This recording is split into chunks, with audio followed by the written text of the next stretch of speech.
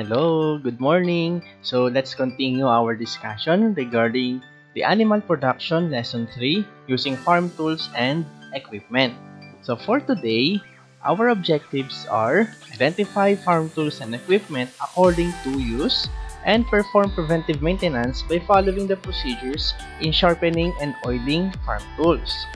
So before we start, let's take this test. So find your match. Try to answer the pre-test to enable you to find out what have you already know and what still need to know. So direction is to select the letter of the correct answer or just select the answer from the choices given. Okay? So number 1, it is a device used to strike or deliver blows to an object like driving nails, fitting parts, and breaking up objects. Is it a wrench, a plier, hammer, or cutter? Very good. It is a hammer. Next, it is the most popular type of measuring tools, which usually has 6 or 12 inches length. Is it a folding ruler, a meter stick, a ruler, or a T-square? It is a ruler. Next one. The most versatile and widely used shovel used for digging, scooping, or shoveling dirt from one point to another. It is a garden shovel. So, what's your score? Can you please write down your answers on a space or on a piece of paper? Next, animal production. So, what is animal production? It is a technology applied to the keeping of animals for profit. So, pinagkakakitaan natin sila. So, this includes feeding, breeding, housing, and marketing. So, sa animal production, ang ginagawa natin dito ay inaalagaan at pinaparami para magkaroon tayo ng supply para sa ating pagkain. Okay? So, farmers know the tools and equipment in the farm and how to use them properly. Before performing some farm activities, first you need to determine the site of concern for safety. This lesson will help you to identify various tasks on the farm, determine the places for application of safety measure, determine the appropriate time for employing safety measures, and identify appropriate tools and equipment in animal production. So, hindi lamang tayo basta-basta nagpa-farm. So, meron tayong mga kagamitan, mga equipment, o mga tools na dapat nating gamitin para tayo ay makapag-produce ng isang magandang klase ng hayop. Okay? So, farm tools. Based on our lesson sa crop production, farm tools makes the work much easier and faster. Okay? So, farm equipment is any kind of machinery used on a farm to help with farming. So the difference between farm tools and farm equipment is farm tools are usually handheld tools. So hinahawakan siya gamit ng ating mga kamay, while farm equipment is a kind of machinery o makina para tayo ay matulungan sa pag-produce ng isang product. Okay, so what are the classifications of hand tools according to their requirement or use? We have the cutting, pinching, and gripping tools. We have the striking tools, driving tools, and struck or hammer tools. So first, let's discuss the cutting, pinching, and gripping tools. So the tools are used for cutting, pinching, and gripping purpose. Cutting tools are used not only to cut a physical object into pieces, but also used to remove metal or wood from the workpiece by means of complete deformation. While for gripping objects, leverage is needed. So example of these are pliers. So this is an example of a plier, and this is a long nose plier. Okay, so examples are pliers and cutlass. Okay. Next one, striking tools. Why is it called striking tools? Let's find out. So the most widely used tools and most often abused tool, chiseling, punching, and riveting can be done properly using striking tools. Handheld striking tools have been used in a range of regulation as leverage devices, giving a striking force to complete the endless task. So examples are the hammers and chisels rather. Okay? Next, driving tools. This is a tool designed to insert, tighten, loosen, remove screws, bolts, nails, and other pointed objects or hard-turn items by applying torque, so may force. So examples are screwdrivers, nut drivers, hand wrenches, and T-handle wrenches. Okay? Struck or hammer tools. Tools used to force a bolt, pin, or rivet in or out of a hole. So example of these are the punches, nail sets, and the chisels. So what are the kinds of hand tools? We have the plier. The plier is the most popular hand tools used to grip objects through leverage. It has a pair of pivoted jaws used for holding, bending, turning, gripping, or cutting various things. Different kinds of jaw configurations depend on the usage. Okay? So kung mapapansin nyo, dito sa long nose plier, we have this long tip na kung saan pwede natin siyang gamitin for holding or bending some things like a metal or a nut, diba? While on this plier, meron siyang bilog sa gitna na kung saan pwede natin siyang pang-hold din ng isang nut, okay? O isang bolt. Kung mapapansin nyo naman sa gitna ng parehas na plier na ito, meron siyang parang scissor-like na panggupit. Ito naman ay for cutting various things. Okay? Next one is the wrenches. Wrenches are a hand tool, often fixed or adjustable jaws, used for gripping, turning, and fastening, tightening, twisting, or loosening objects such as nuts, bolts, or pipes and pipe fittings. Okay, ito naman ginagamit natin pang-ikot para ma-lock yung mga bolts and nuts sa ating mga makina. Okay, so ito naman ay adjustable jaws. Okay, kung gaano kakapal o kanipis ang isang object, so pwede natin siyang i-adjust. While sa ganitong klase ng wrench ay hindi na siya adjustable. Okay, so meron tayo iba't ibang sukat para pumasok sa kanyang jaw. Okay, next one is the hammer. Hammer is the most popular and the commonly used type of hand tool. These are used to deliver blows to an object or strike another object, like driving nails, fitting parts, and breaking up objects. So we are all familiar with hammers na kung saan ito ay ginagamit natin pang pukpok o pang lubog ng isang pako. Kung tayo naman ay nagkamali sa pagpukpok ng pako, pwede natin siya tanggalin gamit ang kanyang sa likuran ng kanyang head. Okay? It can also use for breaking up objects. Okay?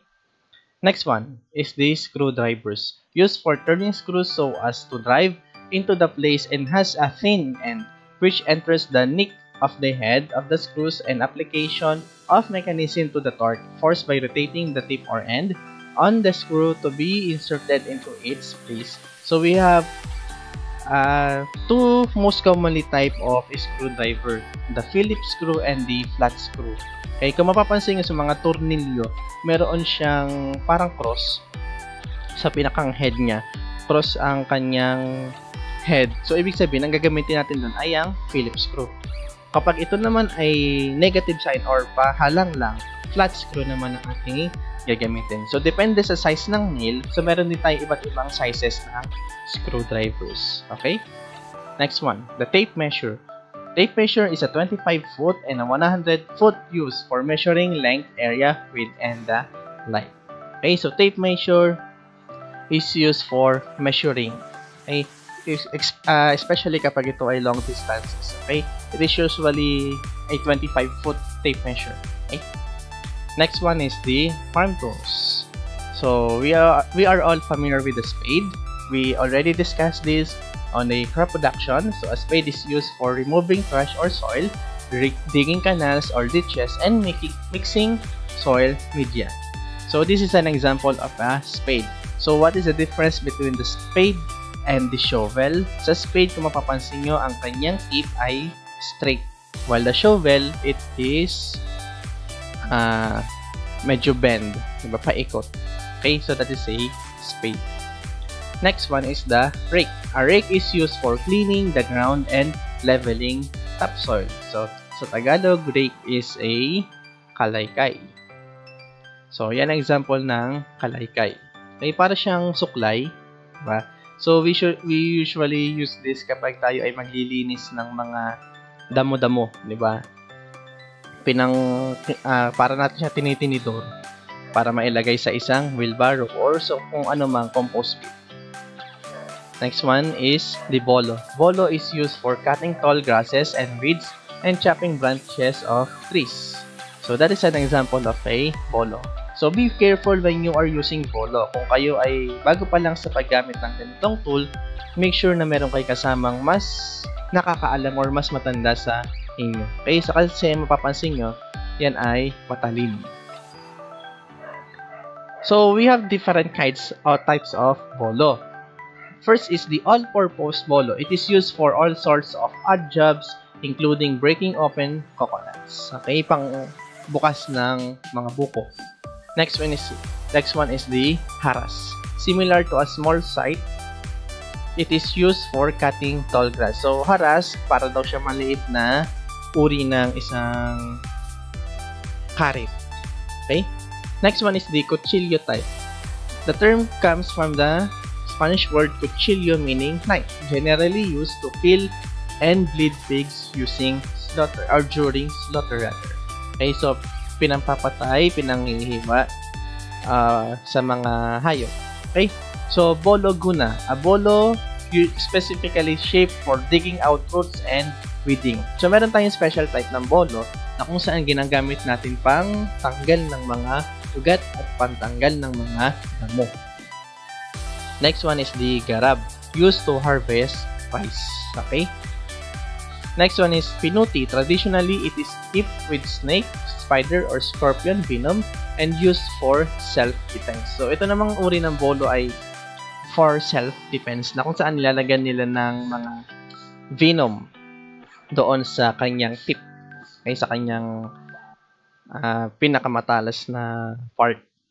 And last one is the sundang. Supposedly used mainly to open coconuts, the sundang, also called tip bolo or itak sa Tagalog. It was a popular weapon of choice in the Revolution. Okay, ito yung mga ginamit nung tayo ay nasa Revolution pa during the 1800s. Okay? Next one is the electric tools. Okay, so yung kanina, those are mostly handheld tools. So ito naman ay mga electric tools. So ano ba ito? So there are dozens of electric power tools available at hardware and home stores. But there are two must-haves for any types of around-the-farm construction project. We have a circular saw, a drill or driver, so preferably the rechargeable battery-operated type. So, ito ang example ng isang circular saw. Okay? So, para siyang lagari na kung saan ginagamitan ng makina. Okay? Sa lagari kasi, handheld siya. So, kamay ang ating ginagamit para ma-drive yung lagari. While dito naman sa circular saw, we usually use special type of machine.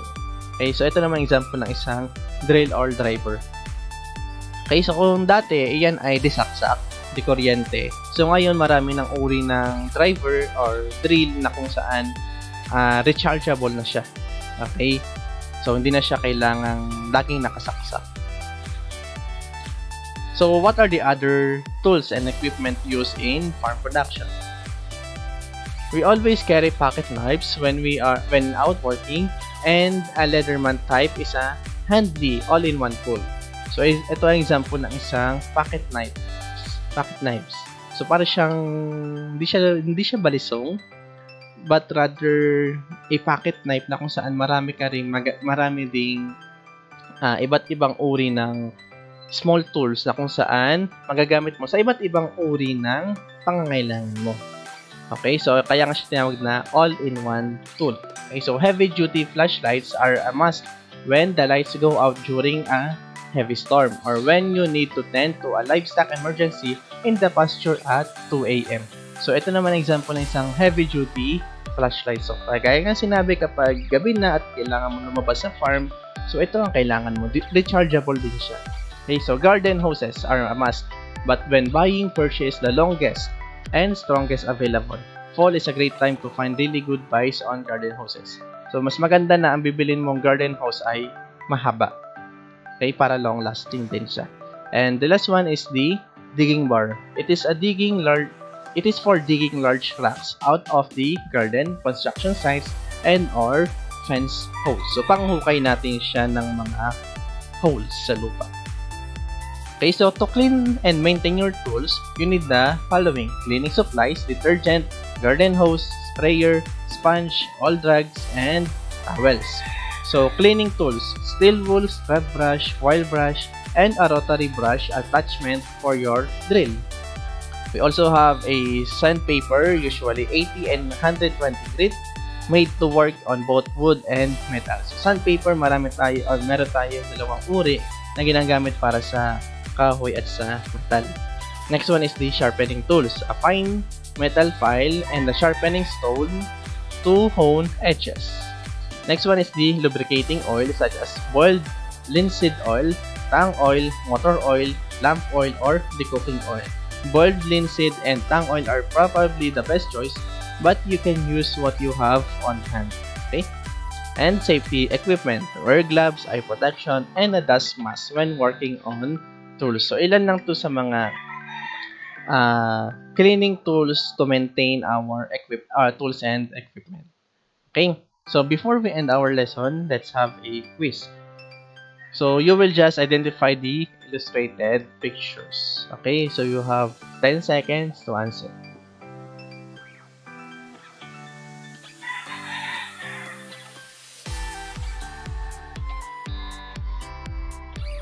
Okay, so the first one is the shovel, the middle one is a rake, and the last one is a spade. Very good.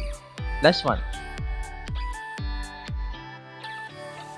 I know you are all familiar with these two tools. Okay, so it is an axe and a plier. Okay, so before we end our discussion, I will leave you these words to ponder according to Jeff Danteman. A good tool improves the way you work. A great tool improves the way you think. So that's all for today, class. So see you again on our next discussion. Bye bye.